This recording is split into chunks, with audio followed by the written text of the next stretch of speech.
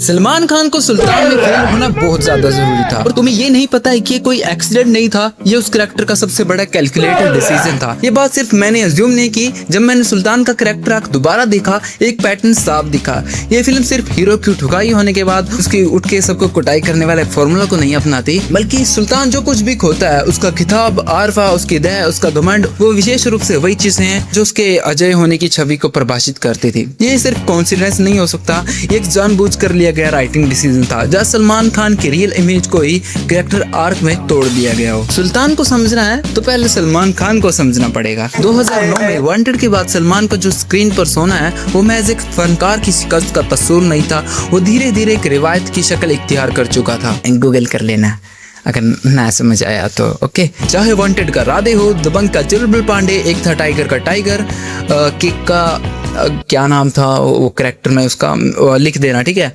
Characters अलग थे, movie अलग थी, लेकिन सलमान के अंदर एक चीज ऑलमोस्ट सेम रहती है, एटीट्यूड। फिल्म हो या रियल लाइफ, सलमान हर चीज को कंट्रोल करते हैं। कि सलमान ये क्यों करता है, तो ये अल्लाह ने इतना सब दिया है, तू सबके रोल क्यों खा जाता है। सलमान ने वहां से मेंटली हो या दिमागी, शारीरिक हो या फिजिकली, भाई हर फ्रेम में पावरफुल लगते हैं और लॉन्डो को सलमान खान को हारते हुए देखने की आदत नहीं है। सलमान की फिल्म्स में पहले ही पता होता है कि प्रॉब्लम जरूर आएगी, लेकिन सलमान उसको हिरण की तरह मेरा मतलब है हीरो बन के सबको कर देंगे। समस्या चाहे कितनी भी बड़ी हो, लेकिन उस समस्या से भी बड़ा होगा सलमान खान। और इसी वजह से सलमान की ड्रीम इमेज सिर्फ स्ट्रॉन्ग हीरो की नहीं रह गई थी, वो इनविंसिबल हीरो बन चुका था। ऐसे हीरो जिसके लिए वीकनेस एक परमानेंट पर्सनैलिटी ट्रेट नहीं, बस एक टेम्परेरी प्रॉब्लम होती है। और फिर 2016 में सुल्तान का ट्रेलर आता है, डकार आ जाती है बीच में। सलमान खान कुश्ती के मैदान में बीजिम बज रहे हैं, बॉडी बनी हुई है, एटीट्यूड वही है, डायलॉग्स पूरा और फार्मिंग कर रहे हैं। शुरू में सलमान खान 8-10 थने लेके लड़दा दिखाया जाए, फिर वो एक एक करके सारे लपेट दिया, मर मर का साले का घूम काट दिया। अरे बंदा कहा था भाई ये तो सुल्तान का दावा, ये भी उठता को नहीं है, पर ये तो गैली उठ लिया। पहली नजर में लगा हाँ भाई ये भाई सलमान खान फिल्म है जहाँ पे तुम वही सलमान खान को देखने वाले हो, बट ना मित्र, हर बार एक जैसी थोड़ी हो भाई, इस पर तो लेनो नेरी फट रखी है। अल्लाह माफ करे, बहुत मनुष्य लग रहे हो, मत करो, रहने लो। सुल्तान में सलमान के यंगर वर्जन को कोई काम धंधा है नहीं, उसके 3 ही इंटरेस्ट है, पतंगबाजी, उसके बाद आरफा और तीसरा खुद की जंग करवानी।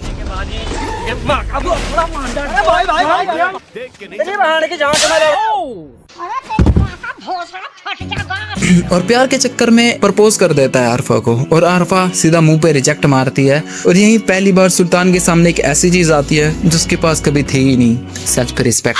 हाँ, फिर उसे रियलाइज होता है कि जिंदगी में कुछ पाने के लिए कुछ खोने के साथ साथ कुछ करना भी पड़ता है, और इसी डिप्रेशन में वो आता है रेसलिंग की तरफ। पहले मोटिव सिंपल था, आरफा को इम्प्रेस करना या खुद की वैल्यू प्रूव करना, और फिर वही रेसलिंग उसकी पूरी आइडेंटिटी बन जाती है। सुल्तान कर दे चटाई, अरे मेरा खेत नहीं बढ़ने दे, चूट मारूं बढ़ने का लबक हम खट्टी छोरी।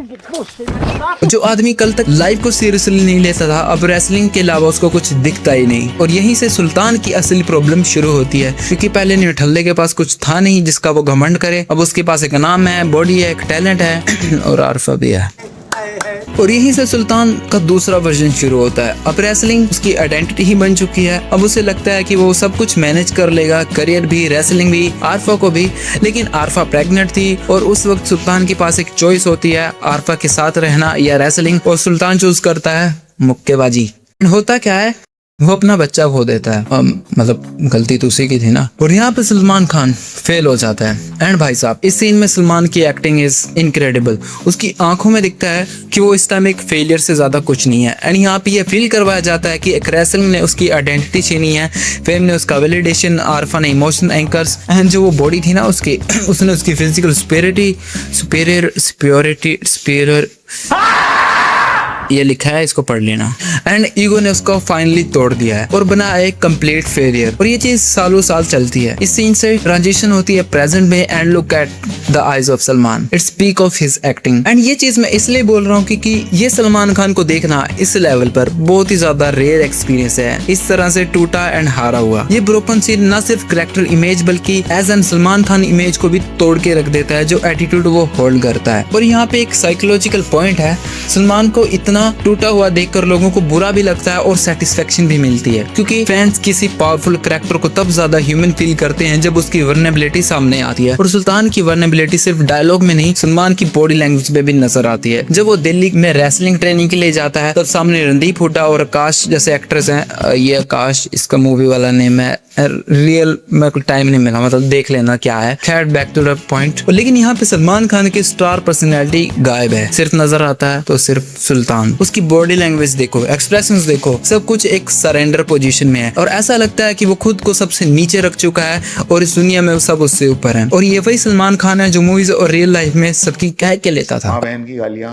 भाषा इतनी गंदी है सेट पे भी। मुझे थ्रू आउट द फिल्म लौड़ू बोलता था। और फिर आता है वो मिरर वाला क्राइम सीन। ओह मैन, ये जनरली पीक सलमान एक्टिंग है। इतनी सीरियस, इतना सीरियसनेस, इतना रेस्ट्रेंट, और जो आंखों में पेन है ना वो पूरी फिल्म में सुल्तान के साथ चलता है। और मुझे सबसे इंप्रेसिव चीज ये लगती है कि यहाँ तुम सलमान को एक्टिंग करते हुए नहीं देख रहे, तुम सुल्तान को ब्रेक डाउन होता हुआ देख रहे हो। इस बात में दम इसलिए है क्योंकि मैंने ऑलमोस्ट सलमान की सभी फिल्म्स देखी हैं, मतलब ऑलमोस्ट बोला है, एंड एक्टिंग के मामले में उनकी कुछ ही फिल्म्स इस लेवल को मैच कर पाई हैं। Salman is all about personality and stardom. Acting wise films में सलमान ठीक है, मतलब बुरा नहीं है।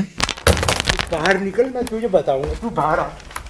बीजीएम से लेकर एक्सप्रेशन तक सीन का हर एक एलिमेंट उस ब्रोकन स्टेट को रिइंफोर्स करता है और शायद इसी वल्नरेबिलिटी की वजह से तुम सुल्तान से और ज्यादा कनेक्ट करते हो, क्योंकि जब कोई कैरेक्टर खुद को इतना नीचे गिरा हुआ फील करता है तो उसकी रिकवरी देखने की डिजायर और ज्यादा बढ़ जाती है। और इसीलिए सुल्तान सलमान खान की बाकी फिल्म से इतनी डिफरेंट है। लेकिन इस फिल्म की ब्यूटी ये है कि वो सिर्फ सुल्तान को गिराकर छोड़ती नहीं, वो उसे रीबिल्ड भी करती है। और कमबैक के बाद जो सुल्तान रिंग में वापस आता है वो पहले वाला सुल्तान नहीं है। पहले उसे जीतना था क्योंकि वेस्ट, अब उसे जीतना है क्योंकि उसको खुद को पाना है। और इसी जर्नी में सलमान को एक फिल्म में हम 3 कम्प्लीटली डिफरेंट शेड्स प्ले करते हुए देखते हैं। केयरलेस सुल्तान, दूसरा इगोइस्टिक चैंपियन सुल्तान, एंड तीसरा ब्रोकन एंड रीबिल्ड सुल्तान। शायद इसी वजह से ये film Salman Khan as a wrestler नहीं लगती। ये पहली बार ऐसा फील करवाती है जैसे हम सलमान खान के स्टार पर्सोना के पीछे छुपे हुए एक इंसान को देख रहे हैं। और मेरे लिए सुल्तान की सबसे ब्यूटीफुल चीज ये भी है कि फिल्म ने सलमान खान को अनबीटेबल बनाने की कोशिश नहीं की, फिल्म ने उसे बहुत तोड़ा है, लास्ट में पूरी कुटाई की है उसकी। क्योंकि जब तुम एक चैंपियन को सिर्फ जीतते हुए देखते हो तो वो इंप्रेसिव लगता है, लेकिन जब तुम उसे तोड़कर दोबारा खड़ा करते हो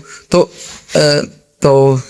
एंडिंग लाइंस मेरे को कुछ मतलब जम नहीं रही थी कि क्या लिखूं। तुम अपने आप से लगा लेना ना, यहाँ तक तो देख लिया वीडियो तुमने।